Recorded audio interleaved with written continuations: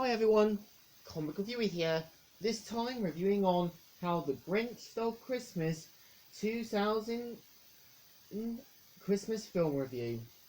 Now, as you know, How the Grinch Stole Christmas is meant to be a 2000 American Christmas fantasy comedy drama film that was directed by Ron Howard and written by Jeffrey Price and Peter C. Seaman.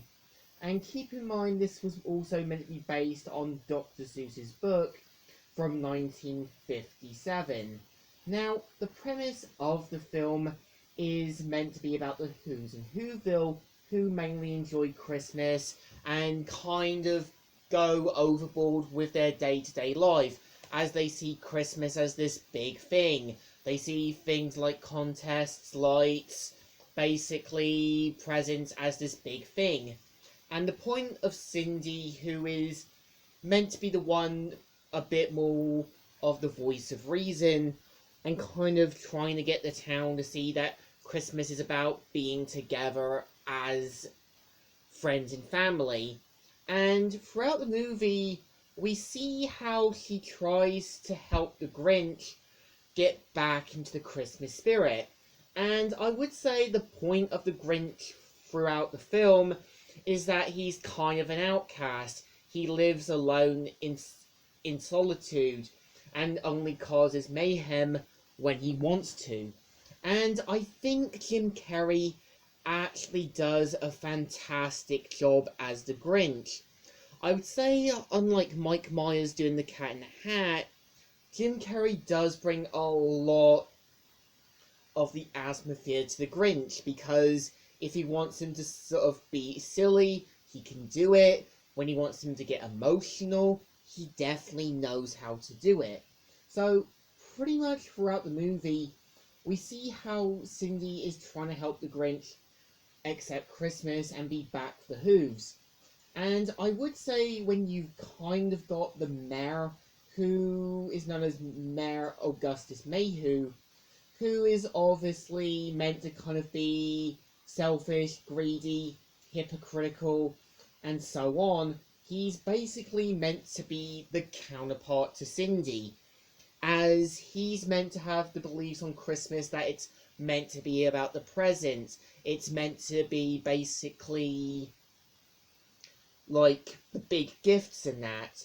And I think the point of it was meant to sort of be pointing this out to people about how people see it, like what Christmas is nowadays, even though the point of it is about spending time with friends and family. And pretty much when you kind of got Martha, who is meant to be more interested in the Grinch, you can kind of tell she is a little self-aware of Augustus's behavior, and you can kind of start to tell that unlike basically Augustus, you can tell she does show a lot more concern and care for the Grinch. Now, I would say the comedy definitely knows how to handle it, because when you got the Grinch sort of basically causing mayhem in Whoville, they know how to joke with that.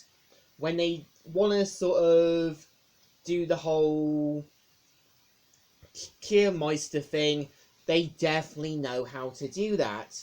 And when they've got the song numbers, they really know how to bring a lot of atmosphere to it.